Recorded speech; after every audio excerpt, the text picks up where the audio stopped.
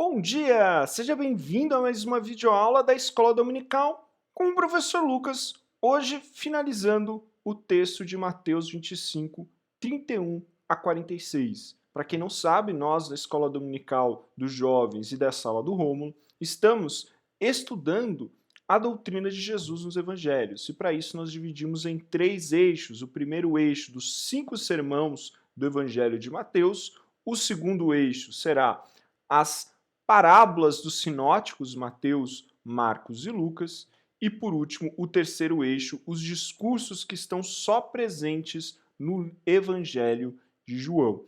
Hoje nós finalizaremos a parábola das ovelhas e dos bodes, ou a parábola das ovelhas e dos cabritos, e na próxima semana nós faremos uma aula especial, um Zoom ao vivo, a qual nós iremos abrir para dúvidas sobre esse sermão das oliveiras, sermão escatológico, né? Como também de todo esse eixo que nós finalizaremos, tá bom? Então eu espero você 10 horas da manhã no próximo domingo, Zoom ao vivo, para que nós possamos debater mais sobre esse primeiro eixo, como também desse sermão das oliveiras, tá bom? Então vamos iniciar lendo o texto de Mateus 25, 31 a 46. Diz assim a palavra de Deus: Quando vier o Filho do Homem na sua majestade, e todos os anjos com ele, então se assentará no trono da sua glória, e todas as nações serão reunidas em sua presença. Ele separará um dos outros, como um pastor separa dos cabritos a ovelhas. E porá as ovelhas à sua direita, mas os cabritos à esquerda. Então dirá o rei aos que estiverem à sua direita: Vinde, benditos de meu Pai, entrai na posse do reino que vos está preparado desde a fundação do mundo. Porque tive fome e me deste comer, tive sede e me deste beber, era forasteiro e me hospedaste, estava nu e me vestiste, enfermo e me visitaste, preso e foste ver-me. Então perguntarão os justos: Senhor, quando foi que te vimos com fome e te demos de comer? Ou com sede e te demos de beber? E quando te vimos forasteiros e te hospedamos, ou nu te vestimos? E quando te vimos enfermos ou presos e te fomos visitar? E o respondeu: lhes dirá: em verdade vos afirmo, que sempre que o fizeste a um desses meus pequeninos irmãos, a mim fizeste. Então o rei dirá também aos que estiverem à sua esquerda: Apartai-vos de mim, malditos, para o fogo eterno preparado para o diabo e seus anjos. Porque tive fome e não me deste comer, tive sede e não me deste beber, sendo forasteiro, não me hospedaste, estando nu, não me vestiste, achando-me enfermo e preso, não foram me ver. E eles perguntarão: Senhor, quando foi que te vimos com fome, com sede, forasteiro, nu, enfermo ou preso, e não te assistimos? Então lhe responderá: em verdade vos digo que sempre que o deixaste de fazer a um destes mais pequeninos, a mim deixastes de fazer. Irão para o castigo eterno, porém os justos para a vida eterna. Então, esse é o sermão, essa é a última parábola do Sermão das Oliveiras, o sermão escatológico. Só que antes de nós iniciarmos, a gente vai ter que falar um pouquinho sobre o contexto teológico sobre o juízo, né? Como esse texto fala muito especificamente sobre o juízo, a gente vai ter que separar alguns termos aqui para a gente poder entender ele melhor. Percebe que o texto termina dizendo que os injustos, os cabritos ou os bodes, eles seriam mandados para o fogo eterno, tá?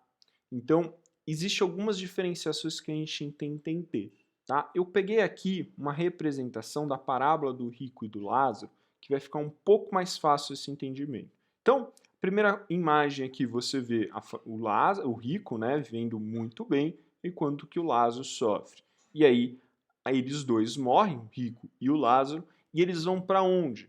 Eles vão para o Hades. O Hades é o berço de Abraão que a gente vê na parábola, mas normalmente a Bíblia no Novo Testamento chama isso de Hades, onde é um espaço intermediário à espera do juízo final. E aí, após o juízo final, você vai ter,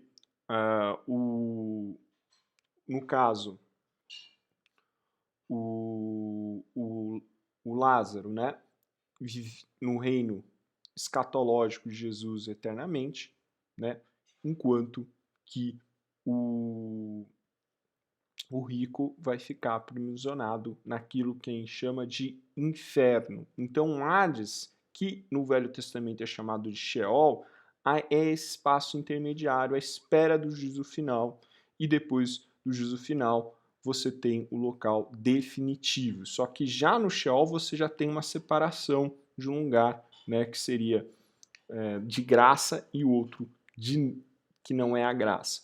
Então, quando ele for falar inferno, ele não vai usar o termo Hades, ele vai usar o termo Gena, tá? A Bíblia, no Velho Testamento, faz a mesma coisa, só que ele usa a expressão Sheol. E, diferentemente, no Velho Testamento, ele não fala de alma ou espírito, né? Ele fala de Refaim. O Refaim, que é a sombra do homem, como se fosse um pouco de luz do homem, ela não morre internamente. Então, a alma e o espírito, elas somem para o judeu. Né? Na verdade, ele não tem essa ideia de alma e espírito, é outra definição. Mas aquilo que a gente poderia traduzir por alma e espírito, ela sumiria, ficaria só apenas uma sombra do homem, uma substância ainda, uma substância, ainda um ser vivente com pouca substância, tá? E ele teria a ressurreição no último dia e aí poderia desfrutar do seu Senhor, tá? Então, o Hades não é um lugar, mas é um estado, onde eles estão ali à espera da ressurreição final, do juízo final, tá? Mas no Velho Testamento faz uma distinção, assim como o Novo, do Hades ou do Sheol, como a diferença do lado dos justos e dos injustos. Normalmente, o lugar vinculado, né, ao berço de Abraão também é chamado de paraíso, como a gente vê na parábola não, perdão, quando Jesus está crucificado e Jesus promete que hoje mesmo ele estaria no paraíso. Também pode ser traduzido também como paraíso ou como morada de Deus, né? Como Jesus fala, eu estou indo preparar a morada na casa de meu pai. A gente vê isso em Lucas 16, 19. A gente vê Paulo falando de Efésios 2, 2, em Coríntios e Apocalipse. Então, quando a gente vê a parábola das ovelhas e dos bodes, ele está falando desse último cenário, que é o quê? É o juízo definitivo, onde haverá novos céus e nova terra, onde haverá a ressurreição, e aí nós teremos o nosso corpo glorificado e viveremos eternamente com eles, por isso que o texto termina e os justos viverão eternamente, enquanto que aí teria o juízo final para aqueles que iriam para o inferno e com o diabo e seus demônios, que é o Gena, tá? Então é esse contexto da parábola, essa última imagem, tá? Então vamos entrar no texto, vamos começar nos versos 31, 32. Primeira coisa, esse trecho, essa perícope, ela é exclusiva do Evangelho de Mateus, né? Essa parábola não é retratada em mais nenhum outro evangelho, né? É muito comum as parábolas, principalmente Mateus, Marcos e Lucas, que são sinóticos, sempre terem correlação. Essa não, é só do Evangelho de Mateus. E ele é uma clara alusão ao texto de Ezequiel. Então Jesus ele usa de um material que já é existente no imaginário judaico, que é a passagem de Ezequiel 34, do 17 ao 24, ao 34, ali tá errado, ao 24, você vê o Senhor, o Yahvé, como aquele que vai separar justos e injustos, ovelhas e bodes, ele usa essa expressão, mas para que as suas ovelhas sigam seu caminho antes do juízo, ele envia um pastor, e um pastor que descende da casa de Davi, um pastor que irá dirigir as suas ovelhas para que eles não se desviem. Então, essa passagem de Ezequiel, ela é muito base para o texto aqui que Jesus está tratando. Então, ele trabalha nesse imaginário, mostrando ele é o bom pastor do texto de Ezequiel, e ele é o bom pastor, a qual, se as ovelhas ouvirem sua voz, eles entrarão no gozo de Deus, entrarão na glória de Deus. Então, estarão à direita do seu Pai. Então, ele faz essa alusão, esse texto, do juízo e do bom pastor. Tá? Por isso que o texto inicia falando que o Filho do Homem está servido com seus anjos e ele senta no trono para julgar ovelhas e bodes. É uma alusão muito clara ao texto de Ezequiel. Outra coisa, é a primeira vez nesse Sermão das Oliveiras que ele usa o termo Filho do Homem. Quando eu digo na Sermão das Oliveiras, eu digo não no sermão ele usa no capítulo 24, mas nas 5 parábolas, nas 5 parábolas é a primeira vez que ele cita a terminologia de Filho do Homem, que é comum de Daniel 7, 13 a 14. Por que ele usa essa terminologia? Para reafirmar que ele é ao mesmo tempo rei e juiz. Então, como aqui ele tem um caso específico dos outras 4 parábolas, ele fala da chegada do rei, vigia porque o rei está chegando. Aqui ele já fala do juízo, do tribunal específico. Então ele muda a expressão para configurar na figura do Messias a figura de rei e juiz. Tá? Porque, se você perceber, é só a figura do rei, que vem cobrar, o rei que chega e vem cobrar, mas não fica claro o juízo final, o juízo de todas as nações. Então aí é a terminologia do Filho do Homem, aquele que vai não só ser rei, não só ser a figura do bom pastor, que leva as pessoas ao caminho de Yahvé, mas aquele que vai julgar todas as nações. Tá? Então daí a mudança da terminologia, ou seja, ele é o rei e juiz do fim dos tempos. Algo que a gente vai ver também na referência de Mateus 28, 18, como também 1 Coríntios 15, 25 e Hebreus 12, 2. Então, diante de Deus, Deus agora vai julgar todas as raças, toda a raça humana. Perceba que há um contraste. No Mateus 24, ele fala do julgamento, quando ele fala da destruição do templo, que foi o juízo de Israel. Depois ele vai falar da consumação dos séculos. E aqui ele continua falando da consumação dos séculos, que é o quê? Que Deus agora vai julgar a todos os povos e não só Israel. E quando ele fala todos os povos, inclui o próprio judeu e o gentil. Todos irão ser julgados na consumação dos séculos. E aí vai ser separado as ovelhas, os justos, dos bodes, os injustos. E aí ele usa no verso 33 a figura do pastor. E aí eu vou fazer uma reconstrução histórica dessa figura do pastor. É muito importante aí 3 livros, se vocês querem saber mais sobre a vida diária nos tempos de Jesus. Tem a vida diária nos tempos de Jesus, Daniel Hopes, tem a vida Jerusalém nos tempos de Jesus, do Joaquim Jeremias, tem a Palestina nos tempos de Jesus também. São 3 livros bastante interessantes que falam bastante do cotidiano. Eu gosto mais do Daniel Hopes. Então, a figura do pastor é uma figura que é comum nas escrituras, Os patriarcas eram pastores, O próprio rei Davi era pastor. A figura do Senhor como pastor de Israel é muito recorrente, como a gente viu no texto de Ezequiel. Mas mesmo assim, a figura do ato de ser pastor, da profissão de ser pastor na época de Jesus, não era bem vista. Tá? Por isso que, quando ele fala do pastoreio, ele fala numa simbologia do Yahvé cuidando das suas ovelhas. E por que isso, Lucas? Porque muitas vezes o pastor ele tinha que entrar em pastos que não era dele, e isso seria algo incorreto, que tornaria ele impuro. E também ele teria que tocar em animais mortos constantemente, que também tornaria ele impuro. Então,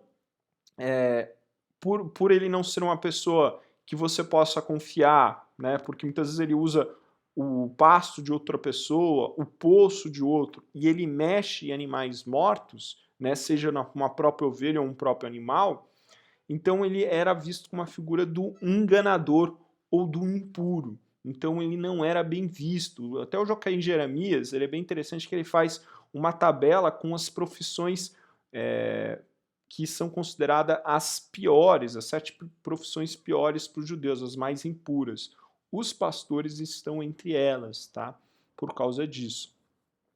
E não era um trabalho fácil ser pastor, né? Geralmente os rebanhos consistiam de milhares ou dezenas de milhares desses animais. Assim, os pastores tinham que ser muito capacitados, porque eles eram poucos, né? E tinham que dar conta de cuidar de todas as ovelhas, né? E a vida deles era muito difícil, né? De dia consumidos pelo calor, pela noite pela geada, possuíam a maior parte do ano, né, ao ar livre, retornando apenas no período do inverno, no meados de outubro, novembro, tá? Era comum os pastores protegerem o rebanho de hienas, chacais, lobos, até ursos que surgiam. E não era comum, né, o pastor lutar pelas suas ovelhas e até morrer. Por isso a expressão, né, de o bom pastor dá a vida para as suas ovelhas não é um mito, mas uma realidade palestina, né? E aí Jesus relaciona a figura desse bom pastor à figura de Yahvé, fazendo alusão ao texto de Ezequiel, né? Então é uma figura comum na Palestina. Por isso que muitas vezes aqui no bordão na parte de cima do bordão do pastor, eles podiam revestir de ferro para ser uma arma mesmo, ou até carregar uma pequena faca, tá, para se proteger desses animais. E no início do dia, quando eles levavam as ovelhas para tomar água, para dirigir as ovelhas, o pastor dava um grito muito agudo para que as ovelhas fossem começar a andar. E essa voz era tão comum a elas que era muito difícil delas não reconhecerem e de se enganarem. Então, logo ao grito pela manhã desse pastor, elas seguiam ele até o lugar onde eles vão beber águas, como você vê na imagem. Por isso que Jesus fala: aqueles que são minhas ovelhas conhecem a minha voz. Né? Foi uma expressão também comum no contexto palestino, né? Por quê? Porque é comum pastoreiro e é comum. Eles sabem que os pastores usam, né, desses tons agudos de grito que guiam as ovelhas, né, para entender a figura do pastor que conhece, das ovelhas que conhece a voz do seu pastor. Tá bom? Então esse é o contexto do pastoreio na época, no século I, no período de Jesus. E o que tem a ver a questão da ovelha dos bodes ou ovelhas e cabritos? Né, que era uma cena comum, né, era comum nesses rebanhos terem ovelhas e bodes, né? As ovelhas brancas, os bodes negros, né? No campo, as ovelhas e os bodes ficavam misturados durante o dia, mas à noite, se à noite eles fossem levar aos currais, eles separariam, né, as ovelhas do bode, já que os bodes eles precisam estar juntos para se esquentar, elas não aguentam tanto fio, eles não têm tanto pelo como as ovelhas, por isso que elas precisam ser separadas, tá? Ou em áreas de poucas pastagens também precisa ser separada, já que os bodes comem tudo, então é importante você ter esse controle, senão as ovelhas ficam sem alimento. Então um pastor ficava próximo do portão e dava pancadinhas nas ovelhas para que fossem para a direita e pancadinhas no bode para a esquerda, separando no curral. Por isso que Jesus faz ele como se fosse o bom pastor num portão, aonde as ovelhas à direita e os bodes à esquerda. Então isso é essa expressão dessa separação que acontecia no fim do dia, se no fim do dia eles guardassem elas nos currais. tá? Então, por isso que ele faz essa referência.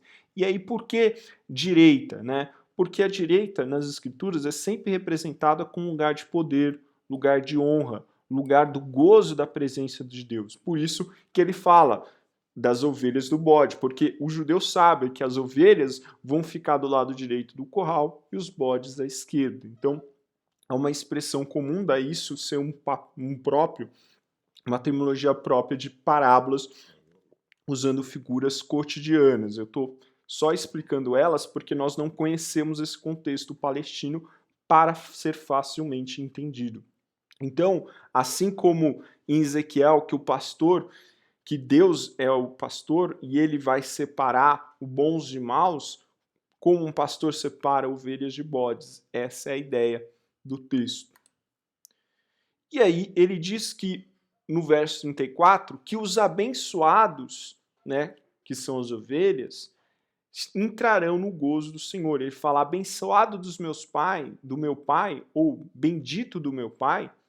E aqui, essa palavra abençoado ou bendito não é macore, como você vê na Bens-aventuranças do capítulo de Mateus. Não, é elogeminoi, que é um termo diferente, né? Que pode ser louvor, pode ser mesmo abençoado, mas também pode ser abençoado por causa da graça de Deus, né?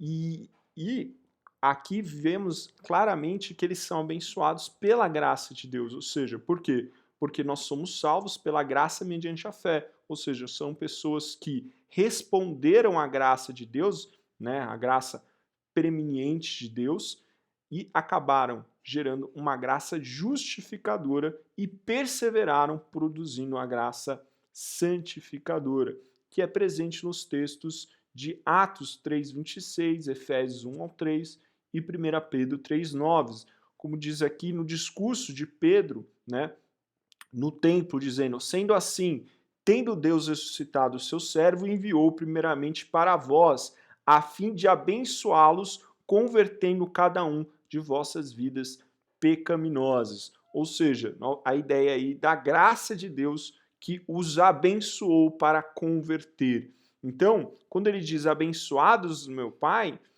não é por causa de uma virtude daqueles homens, mas é porque eles aceitaram o sacrifício de Jesus. Ou seja, eles aceitaram a cruz, como você vê na imagem, né? E ao aceitar, arrepender e crer e viver uma vida de santificação, eles se tornaram abençoados, porque nós somos salvos mediante a fé, pela graça, mediante a graça pela fé.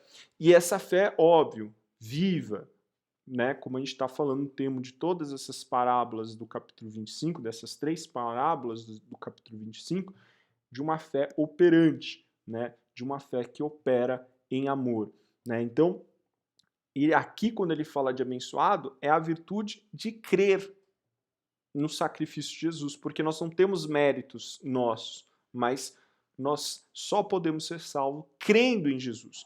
Só que, Lucas, você está falando que não tem que ter mérito, mas você vai ter que ter santificação, isso não é um mérito? É diferente, vou te explicar, porque não importa qual obra que eu faço, não poderia me salvar. Mas se a minha fé não apresenta frutos, como a gente vê lá em João 15, sobre a videira, ou como em Tiago fala, em 2, no verso 14 e 16, se ela não tem obras, ela não é verdadeira. Ou seja, a fé verdadeira, ela produz naturalmente uma consciência de Cristo em nós e nós iremos produzir frutos de santificação. Então, por isso que ainda que eu tenha frutos, esses frutos não seriam suficientes para me salvar, porque eu sou salvo, porque eu sou abençoado de Deus, por causa da graça dele, aquilo que Paulo usa o termo, nós somos justificados por Deus. Tá? Por isso que o Wesley comenta, a graça de Deus que nos comprou pelo sangue de Jesus, para que todos aqueles que crerem em Cristo. Por isso que ele fala da herança. Essa é a nossa herança. A nossa herança porque nós fomos adotados como filhos, ao qual nós clamamos Abba Pai, como diz Paulo em Romanos, e como filhos nós recebemos a herança de entrarmos no reino. Por quê? Porque ele morreu em nosso lugar. Então nós fomos enxertados na videira, né? E esse enxerto se deu porque nós cremos e clamamos Abba Pai. E agora, como os filhos de Deus, nós podemos herdar o reino, tá? Reino a qual o Senhor já tinha preparado desde o início dos séculos, né? E essa terminologia de Deus já ter preparado, essa presciência de Deus, não é presente apenas aqui na parábola, mas João 17:4, Efésios 1:4 e Pedro 1:20. Então o ponto é, os abençoados aqui no verso 34 é por causa da graça de Deus. Eles receberam a graça justificadora de Deus e produziram, como a gente vai ver no decorrer da parábola, uma santificação, uma fé operante. Ainda que não é ela que o salve, mas como o Tiago disse, uma fé viva, ela tem que apresentar frutos. Ok? Então vamos continuar. E aí o texto, no 35, 36, ela vai aludir a obras que o Wesley chama de obras de misericórdia, como você pode ver na imagem, né? Uma pessoa acalentando um necessitado. E isso refere muito ao texto de Isaías 58, 6 e 7, que o verdadeiro jejum que Deus gostaria, ou seja, a verdadeira religiosidade que Deus queria, é você libertar os oprimidos, você ajudar os famintos, você vestir o que está nu, e ele usa as mesmas expressões de vestir, de visitar, como no texto de Mateus. Ou seja, Jesus está aludindo aqui ao texto de Isaías propositalmente, dizendo que a verdadeira religiosidade, ou a verdadeira fé, ela tem que operar de uma maneira que mude a nossa consciência, né? Que mude a nosso interior e que nos leve a ter uma vida plena com ele, de tal forma de que se nós vermos um necessitado, e aí os irmãos de Jesus ou os pequeninos que você vê na parábola, é a figura do necessitado, do próximo, né? Vamos lembrar da parábola do samaritano. Quem é o próximo? Aquele que está próximo de nós, aquele que necessita de água. Meu pai, meu irmão, um amigo, um conhecido, alguém na minha comunidade, todos esses são o meu próximo. Então, eu não posso ser omisso tanto na figura de meu pai, como na figura de um amigo, como na figura de um desconhecido. Eu não posso ser omisso. Eu tenho que eu tenho que praticar obras de misericórdia, eu tenho que dividir aquilo que eu tenho, seja o meu tempo, seja o meu dinheiro, né? Seja o que for, eu tenho que dividir, eu não posso passar omisso, alienado no meu próprio egoísmo. E é isso que o Wesley diz, que todas essas obras de misericórdia visíveis pressupõem fé e amor, precisam estar acompanhadas de obra de misericórdia, ou seja, a sua vida tem que estar praticando da misericórdia, porque assim como o Senhor teve misericórdia de nós, nós temos do outro, e essa misericórdia pode visitar alguém, ajudar alguém, dar alimento a alguém, então você tem que sempre estar disposto a não ser omissos à necessidade do próximo. E é aquilo que ele fala que a graça santificadora deve nos levar à purificação interna, o pietismo, com uma vocação do serviço de Cristo e a ação externa das obras sociais ou de misericórdia, para restaurar a nossa imago Dei. Vamos lembrar que o Wesley fala que na criação fomos criados a imagem e semelhança de Deus. E quando nós falamos imagem e semelhança de Deus, para o Wesley, ele caracteriza cinco pontos básicos. Primeiro, a questão daquilo que ele chama de um direito natural ou inalienável, que é liberdade, vontade e razão. Então, nós éramos totalmente livres porque não éramos escravos do pecado, a nossa vontade estava debaixo dessas escrituras de Deus e a nossa razão era para glorificar a Deus como Adão, dando nome aos animais. Então, nossa moral era totalmente amor e nosso homem político era aquele que zelava pelo Éden, como a gente vê no mandamento cultural de Gênesis. No entanto, com a queda, nós nos tornamos, a nossa liberdade ela não é mais totalmente livre, nós estamos escravos do pecado e nós somos só livres quando cremos em Jesus e o Espírito Santo está em nós, e aí nós temos que diariamente combater o pecado. A nossa vontade, ela move o nosso homem interior, nós vivemos pelas nossos apetites da carne, e a nossa razão justifica esses apetites, como Adão justificou comer do fruto, dizendo: a culpa é da mulher que tu me criastes. Ou seja, usou de um sofismo para justificar a sua própria vontade. A moral é totalmente caída, egoísta, e a política é basicamente os seus interesses. Então nós temos que refazer esse Imago Dei. E por isso que Wesley fala dessa santificação interna, liberdade, vontade e razão, e dessa santificação externa, moral e política. Por isso que nós temos que estar a serviço de Deus e com obras de misericórdia. E aí ele vai falar disso para falar da perfeição cristã. O que é a perfeição cristã? Que nós seremos perfeitos? Não, mas nós temos que almejar ter inteiramente a Imago Dei de Deus, como ele diz no Sermão 106 sobre a fé. Deixai-vos levar à perfeição. Sim, quando tivermos alcançado uma medida do amor perfeito, quando Deus tivesse capacitado a amá-lo de todo o vosso coração, de toda a vossa alma, nem penseis em parar aí. Isso só seria vossa alma, nem penseis parar aí. Isso só seria possível. Não podeis aquietar-vos.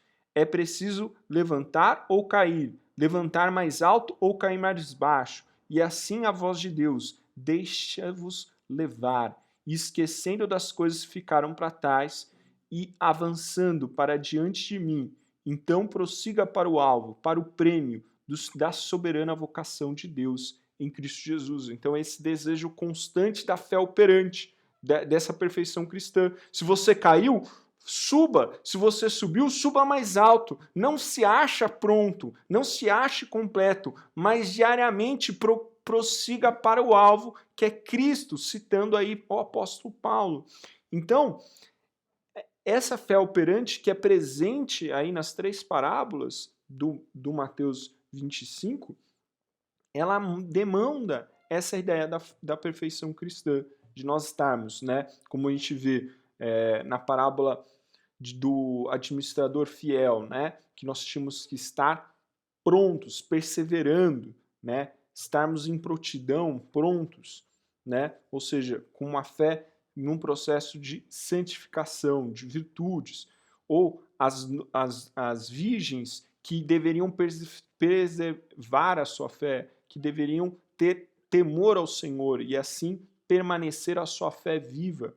E depois a dos talentos, que retrata de uma maneira que todo o nosso interior deve estar sendo movido para serviço de Deus, e essa, né, tratando sobre as obras de misericórdia. Então a nossa fé é viva quando nós buscamos esses elementos, assim como Tiago retrata no 24, 26. Então, quem seriam os meus irmãos? Né? E percebe como é interessante, Jesus relaciona os seus irmãos a um interesse pessoal. Cristo se identifica aos necessitados, ou seja, quando você atender o seu necessitado, você atende o próprio Cristo. Quando você atende... E aí eu falo do pai, do irmão, porque muitas vezes a gente pensa no necessitado, o pobre. Não é o pobre, não é apenas o pobre. O necessitado é todo aquele que necessita do amor de Deus, começando na nossa família. Por isso que nós temos que estar despertos, acordados, para quem está necessitando algo na nossa família, ou no nosso meio de fé, ou no nosso meio de amizade, no nosso trabalho, nas ruas que nós andamos na nossa cidade.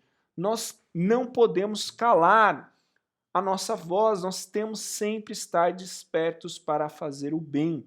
Então, nós temos que ser encorajados, como Wesley fala. Ele fala, olha, que texto maravilhoso que Jesus nos deixa, um texto que nos encoraja para auxiliar a todos que necessitam algo. No comentário ele fala para os da comunidade de fé, mas a todos os homens, ou seja, para todos, seja a nossa família da fé, seja todos os homens.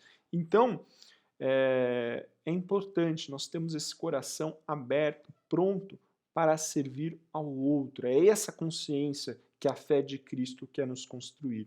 E aponta, por isso que o metodismo é o cristianismo equilibrado, porque a doutrina metodista ela revoluciona o processo de santificação, né?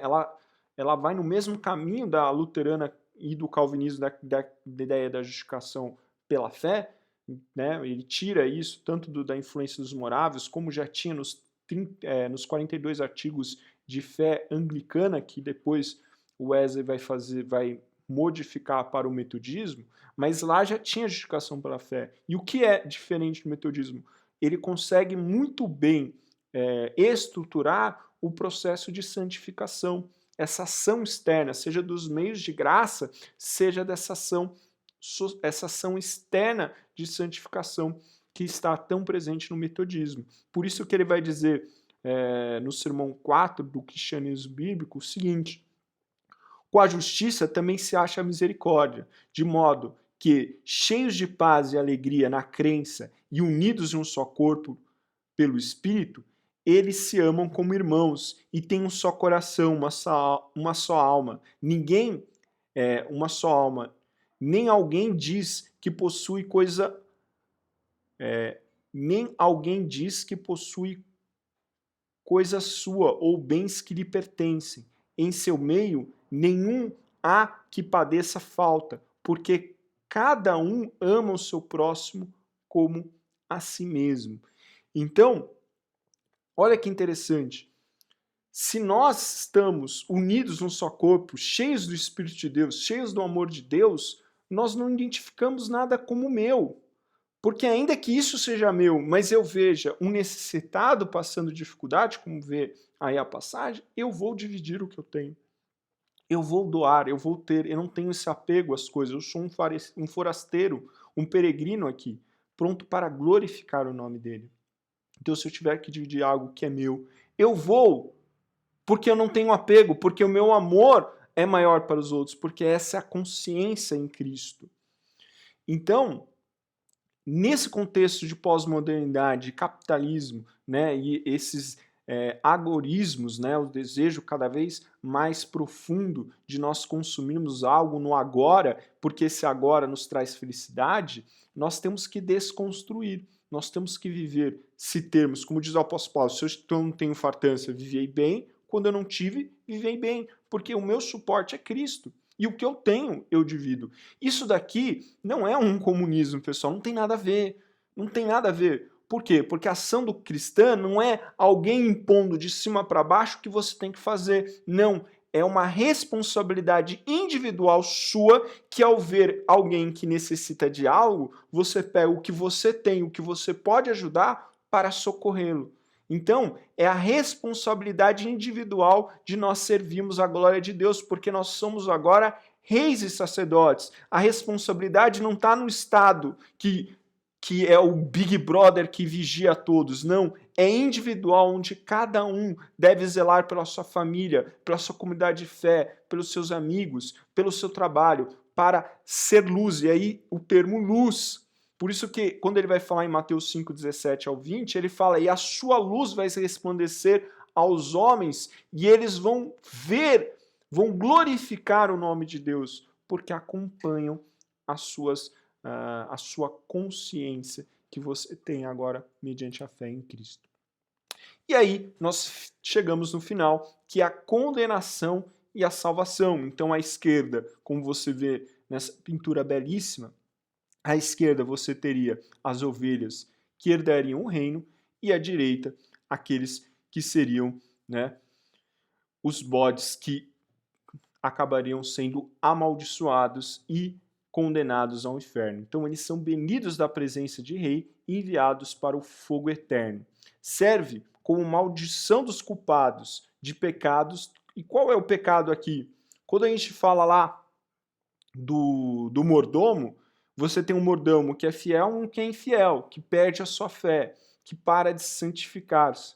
Você vê a virgem que são tementes e virgens que não são tementes, por isso que sua fé se apaga, porque se apega à sua própria sabedoria. Depois você tem aqueles que multiplicaram os seus Os seus talentos é aqueles que não multiplicaram, ou seja, que um usou a vida para glorificar a Deus, o outro não. E aqui, qual que é? Qual que é o ensino? É o pecado de omissão. Ou seja, a fé, ela não é uma fé apenas interna. Lembra quando Jesus resume os mandamentos, 613 mandamentos, com apenas 2. Ame a teu Deus de todo o teu coração, de toda a tua força e de todo o entendimento. E ame o teu próximo como a ti mesmo. Ou na lei de ouro de Mateus 7, verso 12 e 13, né? Faça ao seu próximo o que você gostaria. Faça ao outro o que você gostaria. A você mesmo.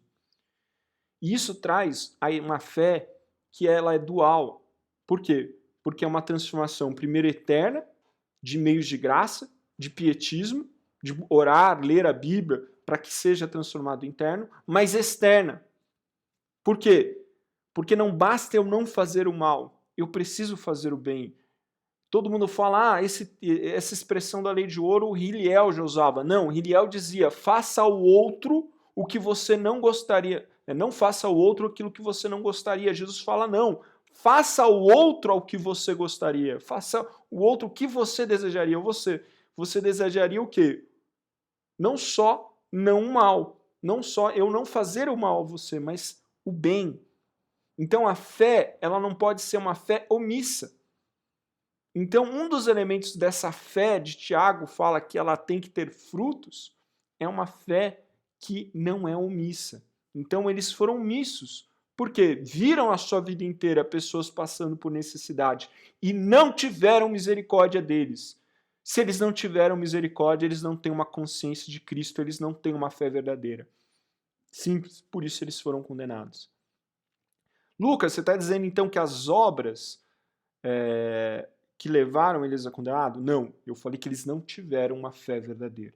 Por quê? Nós somos salvos pela fé. Só que essa fé, como nós já falamos lá na aula passada, o Wesley vai dizer que existe 4 tipos de fé, e uma delas é circunstancial. Você só tem fé numa circunstância, ela não muda a sua vida. Ela não muda a maneira de você pensar e agir, então você não tem uma fé verdadeira. Então a fé verdadeira, ela não é circunstancial, ela permanece. O que é quando Jesus fala, você vai perseverar até o fim?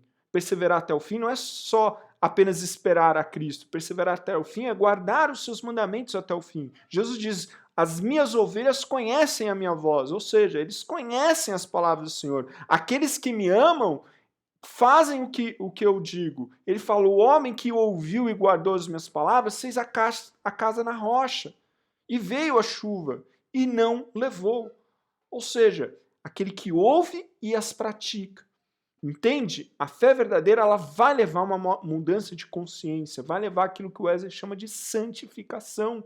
E essa santificação interna e externa. Então eles foram omissos porque eles não têm uma fé verdadeira. Por isso que eles não foram salvos. E essa é a questão. A fé verdadeira, né, não pautado nas circunstâncias, mas de transformação, regeneração à santificação. Ou seja, os verdadeiros discípulos amam uns aos outros, têm a consciência de Cristo. Tá bom? Espero que vocês tenham gostado. Vamos orar para terminar. Lembrando, próximo domingo, Zoom ao vivo. Antes nós iniciarmos a abertura de perguntas, eu vou fazer uma conclusão de todas essas 5 parábolas de Mateus 24 ao Mateus 25, que fala sobre a vigilância. Eu vou retomar os temas do que é vigiar em cada um desses elementos que Jesus fala, que está ilustrando o que é uma fé operante, e aí eu vou abrir para perguntas, tá bom? Então não se esqueça, domingo, próximo domingo, 10 horas da manhã, né? Eu e você e eu, estudando o último sermão das oliveiras e finalizando esse primeiro eixo, né, dos estudos doutrinários de Jesus baseado no Evangelho de Mateus, que são os sermões. Tá bom? Então vamos orar. Senhor, nós te agradecemos por esse ensino, por essa instrução, que possa ser alimento para a nossa alma, força para o nosso espírito, para que possamos criar em nós uma fé operante, uma fé verdadeira, uma fé que muda a nossa consciência e faz nós, discípulos e discípulas do Senhor, carregando a sua cruz e nos dirigindo segundo a sua vontade. Abençoa o culto dessa noite, abençoa as nossas famílias, em nome de Jesus. Amém. Amém? Então, até o próximo domingo. Abraço.